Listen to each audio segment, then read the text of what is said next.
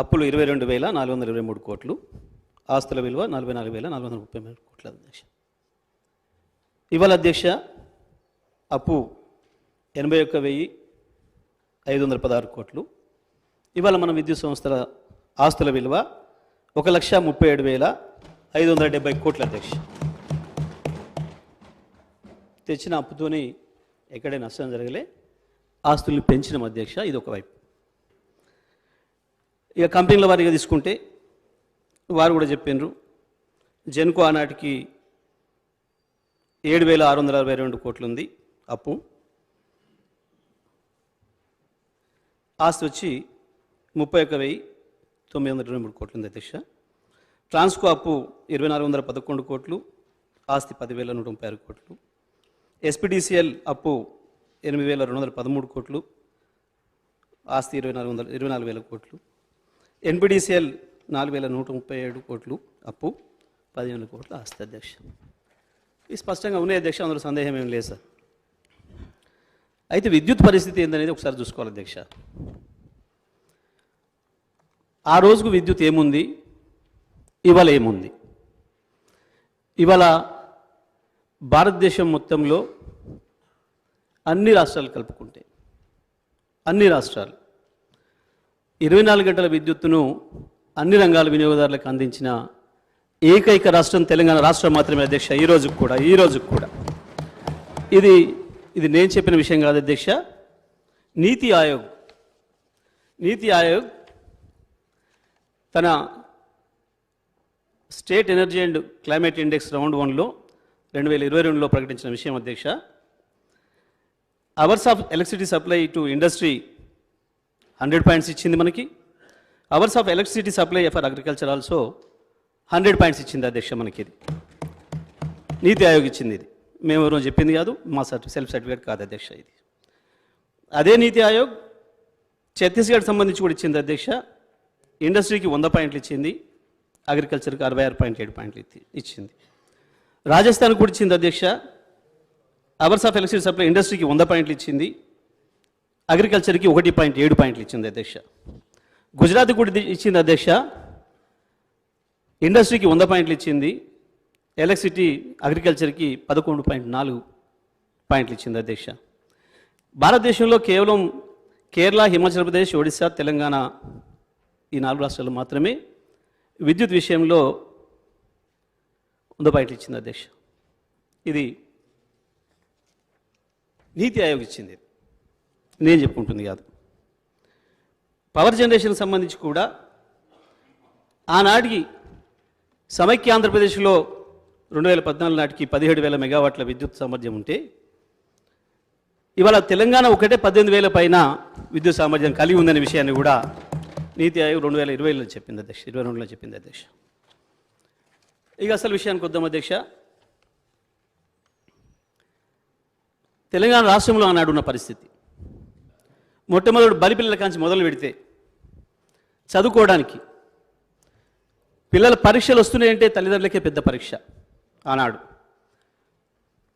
కిరసనాయిల్ దేవులాడుకొచ్చుకోవాలి, లేదా క్యాండిల్స్ కొనుక్కొచ్చుకోవాలి. ఇది పరిస్థితి అధ్యక్ష. ఇక మంచిళ్ళ పరిస్థితి,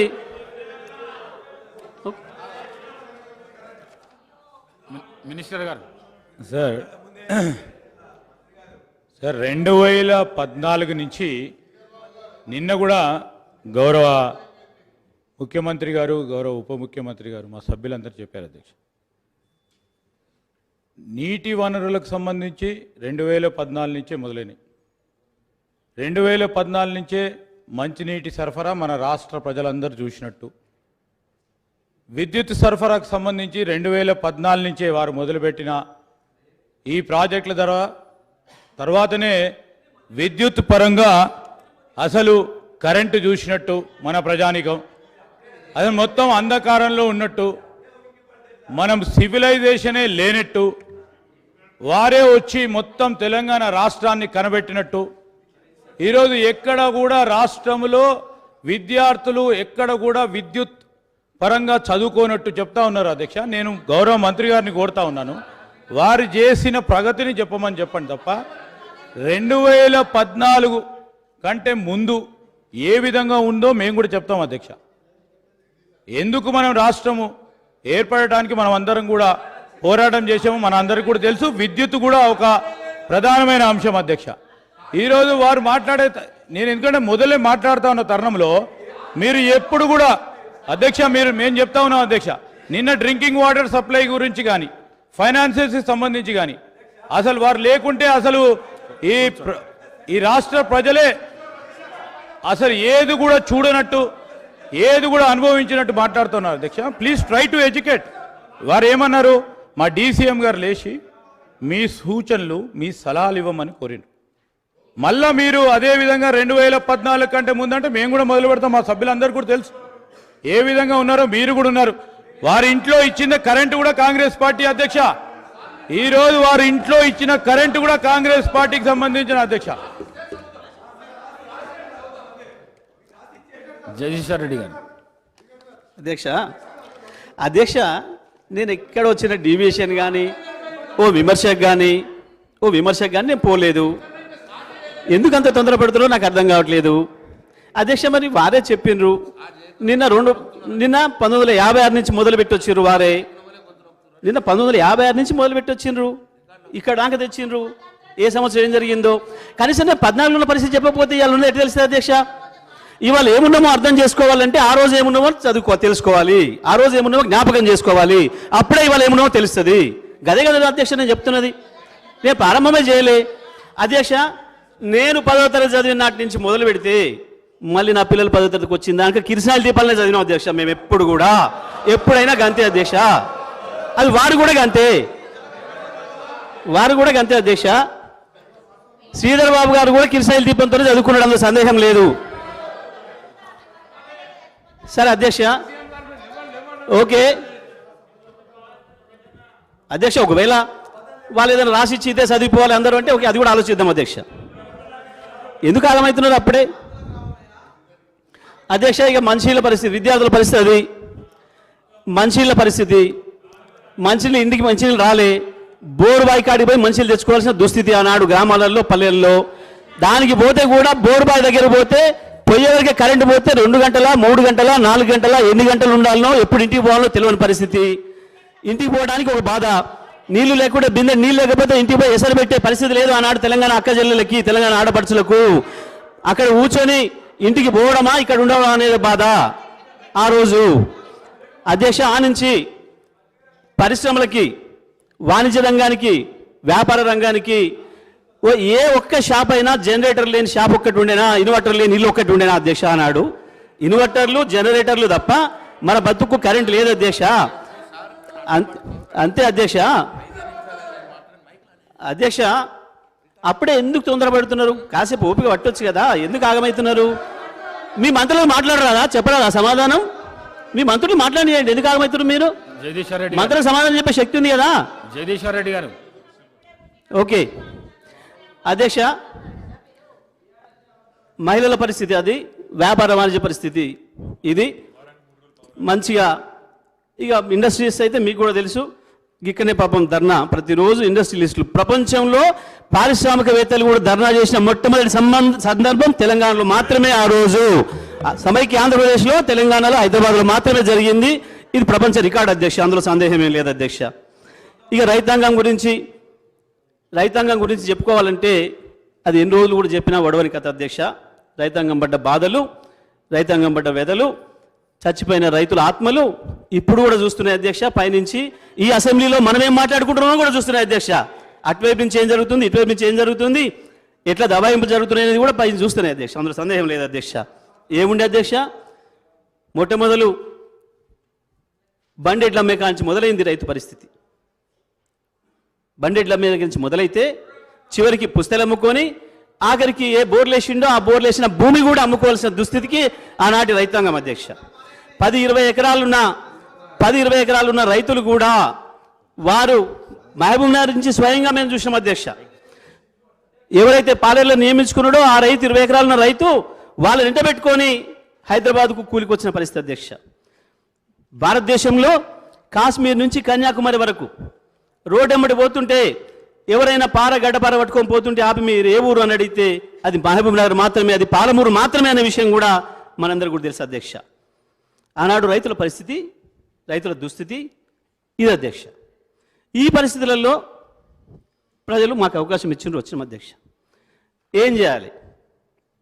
మొట్టమొదటగా విద్యుత్ దొరికినా, విద్యుత్ ఎక్కడైనా అందుబాటులో ఉన్న విద్యుత్ స్థాపిత సామర్థ్యం మనకు తెలుసు అధ్యక్ష. వారే చెప్పిండ్రు ఆనాడు విద్యుత్ స్థాపిత సామర్థ్యం 7,700 మెగావాట్లు అనే విషయం. కానీ అది పూర్తి స్థాయిలో సరఫరా చేయడానికి కానీ, పంపిణీ చేయడానికి కానీ, ట్రాన్స్మిషన్కి కానీ, డిస్ట్రిబ్యూషన్కి కానీ అవకాశం లేవు అధ్యక్ష. ఒక్కొక్క దశలో విద్యుత్ అందుబాటులోకి వచ్చేది కేవలం మన దక్షిణ ప్రాంతంలోనైనా. ఉత్తరాదికి దక్షిణాదికి అనుసంధానం లేదు, గ్రిడ్ లేదు అప్పటికి. కేవలం మన ప్రాంతంలో ఉత్పత్తి అయిన విద్యుత్ అయినా సరే. మనం 2004 తర్వాత వరుసగా 5, 6, 7 సంవత్సరాల కాలంలో బ్రహ్మాండంగా వర్షాలు వచ్చి ఐడల్ విద్యుత్ అందుబాటులోకి వచ్చింది అధ్యక్ష. నాగార్జున సాగర్ కావచ్చు, శ్రీశైలం పూర్తి స్థాయిలో ఉత్పత్తి జరిగింది, ఎక్కువ కాలం జరిగింది, అందుబాటులోకి వచ్చింది. ఆ కాలంలో కూడా వరుసగా 6 గంటలు రైతాంగానికి విద్యుత్ ఇచ్చే అవకాశం లేకుండా పోయింది అధ్యక్ష. ఒక 33 kV 11 kV సబ్స్టేషన్ నుంచి విద్యుత్ ఇవ్వాలంటే 3 గంటలకు మించి ఒక ఫీడర్లో ఇచ్చే అవకాశం లేదు అధ్యక్ష అన్నాడు. ఎందుకంటే దానిపైన 133 అందుబాటులో లేదు, దానిపైన 220 అందుబాటులో లేదు, దానిపైన 400 kV అందుబాటులో లేవు అధ్యక్ష. బ్యాక్ డౌన్ చేయాల్సిన పరిస్థితి వచ్చింది. జల విద్యుత్తును కూడా బ్యాక్ డౌన్ చేయాల్సిన పరిస్థితి వచ్చింది అధ్యక్ష అన్నాడు. ఎందుకంటే ట్రాన్స్మిషన్, డిస్ట్రిబ్యూషన్ సిస్టమ్స్ లేకపోవడం వల్ల. ఆ రోజు ఉండే ఉద్యోగస్తులకు ఒక కళ ఉండేది. మన ఏఈలు కావచ్చు, డిఈలు కావచ్చు, ఇవాళ ఎస్సీలైన వాళ్ళు, సీజీఎంలు అయిన వాళ్ళు, కొంతమంది డైరెక్టర్లు అయిన వాళ్ళు కూడా ఆనాడు వాళ్ళు ఇంకా కింది స్థాయిలో ఉద్యోగాలు ఉన్నప్పుడు ఎప్పుడైనా మా జీవితంలో వరుసగా 6 గంటలు రైతాంగానికి కరెంట్ ఇవ్వగలుగుతామా అనేది ఒక కళ ఉండే అధ్యక్ష అది వాళ్ళకు. కానీ ఇవాళ 24 గంటల విద్యుత్తుని ఇవ్వాలని చెప్పి వ్యవసాయానికి కూడా నిర్ణయం చేసిన మరుక్షణం అందరికంటే ఎక్కువ సంతోషపడ్డది మా విద్యుత్ ఉద్యోగులే అధ్యక్ష, అందులో సందేహం లేదు అధ్యక్ష. ఒకవైపు ఇది పరిస్థితి, విద్యుత్ ఇది. గ్రామాలకు వెళ్ళాలంటే విద్యుత్ అధికారుల పరిస్థితి ఏందో తమరికి కూడా తెలుసు అధ్యక్ష. గ్రామాలకు వెళ్తే పొరపాట్ల వసూలకని కనుక పోతే ఏ ఊర్లో కూడా గ్రామ పంచాయతీ ఆఫీసులో వేసి తాళం పెట్టని ఊరు లేదు అధ్యక్ష మా విద్యుత్ సిబ్బందిని ఆనాడు.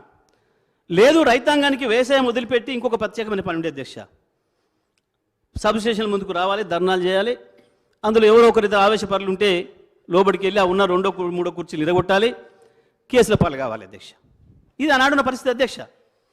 ఇది వాస్తవం కాదని ఎవరు చెప్పగలరు? చెప్పండి అధ్యక్ష.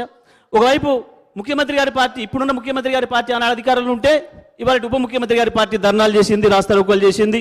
ఇదే హౌస్లోకి ఎండిపోయిన కంకులు, వరి కంకులు, మక్క కంకులు, పత్తి చేలు తీసుకొని వచ్చింది.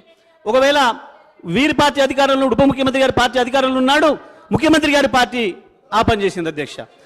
ఈ సభలో ప్రతిరోజు నిత్యకృష అధ్యక్ష. ఆ రోజు ఈ సభలో రికార్డులునే అధ్యక్ష. నేను చెప్పేది అబద్ధమైతే, నేను చెప్పేది